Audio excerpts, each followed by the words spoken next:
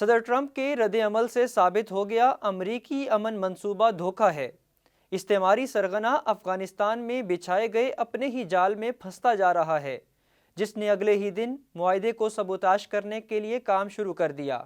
مودی ثانی اشرف غنی نے افغانستان کو منی بھارت بنا رکھا ہے۔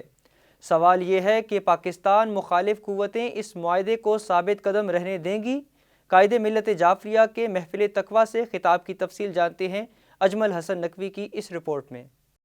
سپریم شیعہ علماء بورڈ کے سرپرست اعلیٰ قائد ملت جعفریہ آغا سید حمد علی شاہ موسوی نے کہا کہ عالمی سرگنے ٹرمپ اپنے فوجیوں کو افغانستان سے واپس امریکہ لانے کے رد عمل سے ثابت کر دیا ہے کہ اس کا امن منصوبہ دھوکہ و فریب کا مجموعہ ہے۔ اسامہ کے نام پر افغانستان کو نشانہ بنانے کی جنگ میں امریکہ بے بہا جان و مال لگا کر بھی اپنے مطلوبہ مقاصد پورے نہیں کر سکا، جبکہ پاکستان فرنٹ لائن کا کردار ادا کرنے کی وجہ سے فریق بن کر جنگی غیظ و غضب کا بری طرح سے شکار ہوا اور عساکر پاکستان بھی نشانہ بنے، جس کے نتیجے میں آرمی پبلک سکول پشاور میں ہمارے گلاب جیسے 170 نونہال شہید کر دیے گئے، جس کی ذمہ داری افغانستان میں موجود دہشت گردوں نے قبول کی۔ 18 سالہ اخوان جنگ میں 2500 امریکی فوجی ہلاک ہوئے اور اس وقت بھی 12,000 امریکی فوجی افغانستان میں تعینات ہیں۔ استعماری سرغنہ افغانستان میں بچھائے گئے اپنے ہی جال میں پھنستا جا رہا ہے۔ امریکہ نے اخوان امن معاہدے کے اگلے ہی دن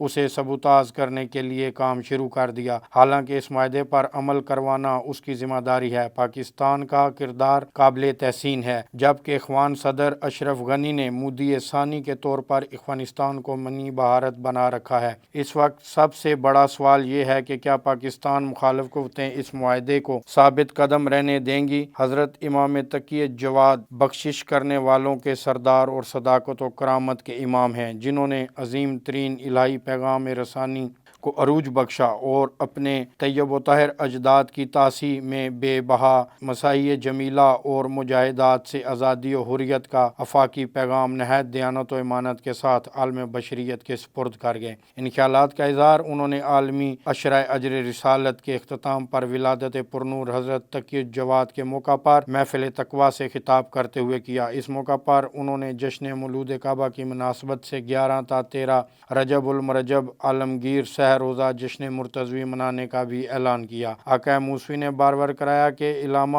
سبت ابن جوزی راکم تراز ہیں کہ امام تقی الجواد نے 195 ہجری کی 10 رجب المرجب کو عرصہ حیات میں قدم رنجا ہو کر 25 سالہ مختصر دور حیات میں علم و تقویٰ اور زہد و پرہیزگاری کو عروج و کمال عطا کیا۔ آپ مرتضیٰ اوکانے کے القاب سے ملقب ہوئے، جو راہ خدا میں ہر شے پر راضی رہتے اور بے صبری سے معمولی سا اظہار بھی نہ فرماتے۔ آقا موسوی نے کہا کہ حضرت علی ابن ابی طالب علیہ السلام امام المتقیان ہیں اور انہی کے ایک جانشین حضرت امام تقی علیہ السلام ہیں، جو زہد و تقویٰ کی معراج پر فائز ہونے کی بنا پر تقی کے لقب سے مشہور ہیں۔ آپ علیہ السلام برج امامت کے 9ویں آفتاب اور عصمت و طہارت کے 11ویں مہتاب ہیں، جو امام ضامن سامن حضرت امام موسیٰ رضا علیہ السلام کے فرزند ارجمند ہیں، جن کا نام نامی اپنے جد بزرگوار محمد رسول اللہ کے نام پر محمد رکھا گیا۔ قائد ملت جعفریہ آغا سید حمد علی موسوی نے کہا کہ حضرت امام